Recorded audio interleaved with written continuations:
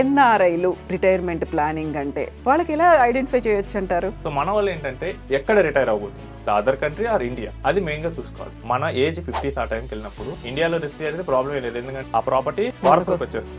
UK, USA, Canada, Australia వీటిలో inheritance tax ఉంది. So ₹1,00,00,000 property అయినా 40 లక్షలు ట్యాక్స్ కట్టాలి. అది చాలా పెద్ద అమౌంట్. దానికన్నా ₹1,00,000 పెట్టేసి ట్రస్ట్ ఏర్పాటు చేసుకోవడం చాలా ఈజీ. విదేశాల్లో ఉన్న వాళ్ళు ఎవరైనా కానీ వాళ్ళ షేర్లు ఏమున్నా కానీ మొత్తం ఈ ట్రస్ట్ ట్రాన్స్ఫర్ చేసి అక్కడి నుంచి ప్లాన్ చేసుకోవాలి. నమస్తే, నేను Kavitha. Welcome to I dream. ఎన్ఆర్ఐలకి రిటైర్మెంట్ ప్లానింగ్ అనేది ఎలా ఉంటుంది? ఎక్కడ మిస్టేక్స్ చేస్తుంటారు? మిస్టేక్స్ లేకుండా ఎన్ఆర్ఐస్ ప్లానింగ్ని ఎలా చేసుకోవచ్చు? మనతో పాటుగా ఉన్నారు ఫైనాన్షియల్ ఎక్స్పర్ట్ సాయిరామ్ గారు. సాయిరామ్ గారు, హలో అండి. Hi madam. నమస్తే అండి. సో ఎన్ఆర్ఐలు రిటైర్మెంట్ ప్లానింగ్ అంటే యాక్చువల్గా రిటైర్మెంట్ ప్లానింగ్ అనేది వాళ్ళు ఎప్పుడు ప్లాన్ చేసుకోవాలి? ఎప్పుడు ప్రాపర్గా మేము ఇప్పుడు రిటైర్ అవ్వబోతున్నాము అనేది అంటే మనకంటే తెలిసిపోతుంది. వాళ్ళకి ఎలా ఐడెంటిఫై చేయొచ్చు అంటారు? సో మనకన్నా చాలా అడ్వాన్స్డ్ కంట్రీస్ లో ఈ రిటైర్మెంట్ ప్లానింగ్ వాళ్ళలో చాలా ముందే ఉంటారు మేడం. సో యుఎస్ కానీ, యూకే కానీ, కెనడా కానీ వీటన్నిటిలో ఈ ఫినాన్షియల్ అవేర్నెస్ చాలా ఎక్కువ ఉంది.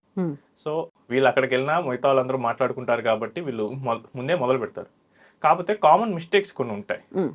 సో ఇప్పుడు ఒక అమెరికన్ రిటైర్మెంట్ ప్లానింగ్ గురించి మాట్లాడుతున్నాడంటే ఆయన అక్కడ ఉన్న సిచ్యువేషన్ పట్టించుకొని మాట్లాడతారు. సో అక్కడ స్ట్రాంగ్ పెన్షన్ సిస్టమ్స్ ఉండొచ్చు, నెక్స్ట్ ఇన్సూరెన్స్ పాలసీస్ గట్టిగా ఉండొచ్చు, సో పబ్లిక్ హెల్త్ కేర్ గట్టిగా ఉండొచ్చు యూకే లాగా. సో వీటన్నిటిని దృష్టి పెట్టుకుని వాళ్ళు లోకల్ కంట్రీస్లో తీసుకొని మాట్లాడతారు. సో మన వాళ్ళు ఏంటంటే ఎక్కడ రిటైర్ అవబోతున్నాం, is it the other country or India, అది మెయిన్గా చూసుకోవాలి. మళ్ళీ అక్కడ నుంచి వచ్చి ఇక్కడ సెటిల్ అవుతామా, ఇక్కడ రిటైర్ అవుతామా? సో అక్కడ రిటైర్ అవుతున్నాం అంటే వాళ్ళ లోకల్ రూల్స్ ప్రకారం వెళ్ళొచ్చు. కానీ చాలా మంది నేను మాట్లాడింది ఏంటంటే మేము ఇండియాకి వెనక్కి రావాలనుకుంటున్నాం అని చెప్తున్నారు. సో 35 years వాళ్ళు చాలా ఎక్కువ మంది నాకు కాల్ చేస్తూ ఉన్నారు. సో నేను నెక్స్ట్ 10 years ఆర్ 15 years లోపల నేను ఇండియా రావాలి అనుకుంటున్నారు.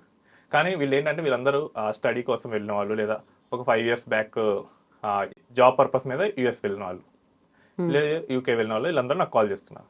వీళ్ళందరూ కామన్గా ఏంటంటే సో నా యాన్యువల్ ఎక్స్పెన్సెస్కి 25 times ఉంటే సరిపోతుంది కదా నా రిటైర్మెంట్ కార్పస్. నేను ఆ కార్పస్ నుంచి ఎవ్రీ ఇయర్ 4% విత్డ్రా చేసుకుంటే నా రెస్ట్ ఆఫ్ ద లైఫ్ సరిపోతుంది కదా అనుకుంటున్నారు. కానీ ఇక్కడ చాలా లూప్ హోల్ అయితే ఉంటుంది. ఓకే, ఇవన్నీ ఏంటంటే ఆ అమెరికన్ సిస్టమ్కి సంబంధించినవి. So 25 times of your annual అని. సో మనకి అలా ఉండదు. సో మనకు వచ్చేసరికి మన కల్చర్ డిఫరెంట్గా ఉంటుంది. అక్కడ మనం డిపెండెన్స్ పేరెంట్స్ని చూసుకోవాల్సి వస్తుంది.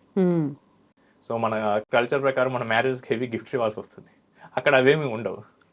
అవేమి ఉండవు కాబట్టి వాళ్ళు కొంచెం 4% తీసుకున్నా సరిపోతుంది. సో మనం ఇక్కడ ఉన్న కల్చర్ ప్రకారం మనం ప్లాన్ చేసుకోవాల్సి వస్తుంది.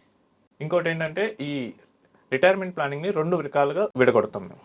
ఒకటి ఏంటంటే అక్యుములేషన్ ఫేజ్, అంటే నా రిటైర్మెంట్ కార్పస్ని నేను క్రియేట్ చేసుకునే ఫేజ్. 2 distribution phase. ఓకే, నా నా రిటైర్మెంట్ కార్పస్ నుంచి నేను ఇక ఇన్కమ్ తీసుకుంటాను. సో చాలా మంది చేసే మిస్టేక్ ఏంటంటే ఈ 2 ఫేజెస్ని సేమ్గా కన్సిడర్ చేస్తారు. ఓకే, బట్ ద మూమెంట్ మనం డిస్ట్రిబ్యూషన్ ఫేజ్కి వెళ్ళామంటే మన రిస్క్ ప్రొఫైల్ అనేది డిఫరెంట్గా ఉంటుంది. ఇప్పుడు నా దగ్గర 10 కోట్లు ఉన్నాయి, నేను ఈ ఇయరే ₹1,00,00,000 తీసేస్తే నాకు ఏంటి తర్వాత ఏంటనే భయం నాలో వస్తుంది. బట్ అక్యుములేషన్ ఫేజ్లో నేను 10 కోట్లు ఉన్నాయి, 1 కోటి మార్కెట్ వల్ల డౌన్ అయినా నాకు పెద్ద ప్రాబ్లం ఉండదు. ఎందుకంటే నాకు ఇంకా టైం ఉంది, నేను ఇంకా గ్రో అవుతాను అన్న కాన్ఫిడెన్స్ ఉంటుంది. సో వీటిని చాలా జాగ్రత్తగా చూసుకోవాలి. అండ్ ఇన్ఫ్లేషన్, దీన్ని చాలా జాగ్రత్తగా తీసుకోవాలి. అండ్ ఇంకోటి ఏంటంటే చాలామందికి ఆ లెగసీ లీవ్ చేసి వెళ్తారు వాళ్ళ కిడ్స్కి. సో అది ఎంత కావాలి, ఈ 3 ఫ్యాక్టర్స్ని మేము కన్సిడర్ చేస్తాం.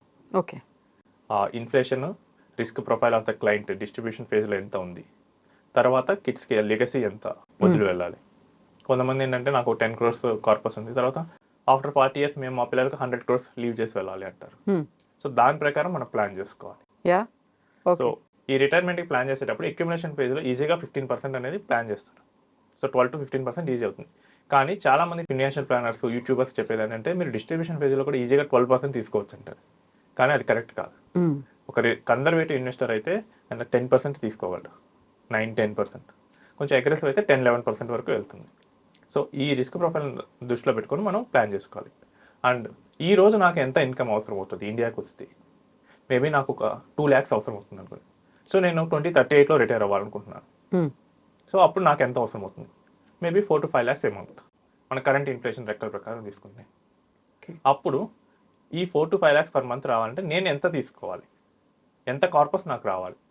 సో దానికోసం నేను ఏం చేయాలి, ఒకవేళ నేను కన్జర్వేటివ్ ఇన్వెస్టర్ని, నాకు కొంచెం మా కార్పస్ కనుక మైనస్ అవుతుంటే డిస్ట్రిబ్యూషన్ ఫేజ్లో నాకు భయం వస్తుంది అనుకోండి, అలాంటప్పుడు నేను 50% ఫిక్స్డ్ ఇన్కమ్లోనే పెడతాను, అంటే ఎఫ్డీస్ అలాంటి వాటిలోనే. సో దట్ నాకు రిలయబుల్ ఇన్కమ్ వస్తుంది, నాకు ఎవ్రీ మంత్ 5 lakhs వస్తుంది, నాకు ఆ ప్రాబ్లం లేదన్న కాన్ఫిడెన్స్ నాకు వస్తుంది. మిగిలిన 50% నేను కొంచెం క్యాపిటల్ గ్రో అయ్యే వాటిలో పెడతాను, maybe real estate or equities. 10 years తర్వాత ఆ మనీ కావాల్సి వస్తుంది కాబట్టి అది మధ్యలో పడినా నాకు పెద్ద వరీ ఉండదు. అలాంటప్పుడు నాకు 5 lakhs per month కావాలంటే నెక్స్ట్ 13 yearsకి నాకు ఆల్మోస్ట్ 16.5 crores కావాలి. అంటే ఈ రోజు నేను 3 crores పెట్టాలి, లేదు ఒక 3.5 lakhs per month పెట్టాలి. అంటే మనకి ఇది పెద్ద అమౌంటే, బట్ ఎన్ఆర్ఐస్ వాళ్ళకి ఇది $4,000తోనే సమానం. సో భార్యాభర్తలు ఇద్దరు వర్క్ చేస్తుంటే it is of some $50,000 per year. వాళ్ళకి ఈజీ, 100K ఈచ్ సంపాదించిన $200K వస్తుంటాయి కాబట్టి. లేదు నేను కొంచెం రిస్క్ తీసుకోగలను, నాకు ఈక్విటీస్ బాగా అర్థమవుతాయి, అలాంటప్పుడు ఈ రిక్వైర్మెంట్ 3.5 lakhs నుంచి కొంచెం 2.5 lakhs పెడుతుంది. సో అప్పుడు నేను కరెక్ట్గా ప్లాన్ చేసుకొని నేను నా రిటైర్మెంట్ని ఈజీగా తీసుకోవచ్చు. అండ్ ఇంకొక మోస్ట్ ఇంపార్టెంట్ థింగ్ మిస్ చేసేది ఏంటంటే, చాలా మంది ఎన్ఆర్ఐస్ బయట కంట్రీస్లో ప్రాపర్టీస్ కొంటారు. ఇది నేను చాలా కామన్గా వింటున్నాను. అమెరికాలో ఇల్లు కొన్నాం, లండన్లో ఇల్లు కొన్నాం, సో ఇక్కడ మనం కెనడాలో ఇల్లు కొన్నాం. ఇక్కడ మనం గుర్తుపెట్టుకోవాల్సింది ఏంటంటే, మన ఏజ్ 50s ఆ టైంకి వెళ్ళినప్పుడు ఒకవేళ ఏదైనా రిస్క్ జరిగితే, ఇండియాలో రిస్క్ జరిగితే ప్రాబ్లం లేదు, ఎందుకంటే అది ఇక్కడ మనకి ఆ ప్రాపర్టీ వారసులకు వచ్చేస్తుంది. కానీ ఈ developed countries like UK, Canada, USA, Australia వీటిలో ఇన్హెరిటెన్స్ ట్యాక్స్ ఉంటుంది, వారసత్వ పన్ను. వాళ్ళకి కూడా ఇవ్వాలి అంటే ట్యాక్స్ కడితే తప్ప రాదు, డైరెక్ట్ గా మాత్రం చేరదు. అది 40% ఉంటుంది మేడం. సో మేము లాస్ట్ టైం చేసినప్పుడు, ఒక ప్లానింగ్ చేసినప్పుడు ఒక కస్టమర్ చెప్పారు, సో మా ఫాదర్ ఎన్ఆర్ఐ, ఈయన కూడా అక్కడ దాకా 18 years 20 years వరకు అక్కడే ఉన్నారంట. సంహౌ రిస్క్ జరిగింది, వాళ్ళ ఫాదర్ లేరు. సో ఆ ప్రాపర్టీ 2 crores ప్రాపర్టీ ఆయన పేరు మీద రావడానికి he paid 80 lakhs tax.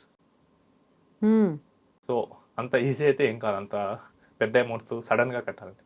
So మన ఎస్టేట్ని కూడా చాలా క్లియర్గా ప్లాన్ చేసుకోవాలి. ఒకవేళ ఇది కాకపోయినా విల్ రాసి ఇవ్వాలి అనుకున్నా కానీ దానికి కూడా చాలా ఎక్కువ అమౌంటే పే చేయాలి కదా ట్యాక్స్. విల్ అనేది అక్కడ ట్యాక్స్ ని రెడ్యూస్ చేయదు. విల్ అనేది ఒక ప్రైవేట్ డాక్యుమెంట్, ద మూమెంట్ ఆ పర్సన్ లేనప్పుడు విల్ బయటకు వస్తుంది. కానీ ఇక్కడ విల్ కన్నా ఫ్యామిలీ ట్రస్ట్ అని ఉంటుంది. జనరల్గా ఏంటంటే హెచ్ఎన్ఐస్ అలాంటి వాళ్ళు చూస్తుంటారు, బట్ ఎవరైనా ఈ 4 countries లో ఉన్న వాళ్ళు ఈవెన్ ఒక డీసెంట్ సైజ్ ప్రాపర్టీ కొన్న ఈ ప్రైవేట్ ట్రస్ట్ ఏర్పాటు చేసుకోవడం బెటర్. మనకేంటంటే ఆఫ్ షోర్ ట్రస్ట్ అని ఉంటాయి డిఫరెంట్ కంట్రీస్లో. ఈ ఆఫ్ షోర్ ట్రస్ట్ రిజిస్టర్ చేసుకొని ఈ ప్రాపర్టీని దానికి ఇచ్చేసి మనం దాని ద్వారా ఇన్హెరిటెన్స్ని మేనేజ్ చేసుకోవచ్చు. సో ₹1,00,00,000 ప్రాపర్టీ అయినా 40 లక్షలు ట్యాక్స్ కట్టాలి, అది చాలా పెద్ద అమౌంట్. దానికన్నా ₹1,00,000 పెట్టేసి ట్రస్ట్ ఏర్పాటు చేసుకోవడం చాలా ఈజీ. సో విదేశాల్లో ఉన్న వాళ్ళు ఎవరైనా కానీ ఫిక్స్డ్ అసెట్స్ కనుక చేస్తే వాళ్ళు ముఖ్యంగా చేయాల్సిన పని ఇదే. వాళ్ళ షేర్లు ఏమున్నా కానీ మొత్తం ఈ ట్రస్ట్కి ట్రాన్స్ఫర్ చేసి అక్కడి నుంచి ప్లాన్ చేసుకోవాలి. అండ్ ఇంకోటి ఏంటంటే ఇది చాలా ఎర్లీగా చేసుకోవాలి. నాకేమైంది నేను 40sలోనే ఉన్నాను అని అనుకోవటం తప్పు.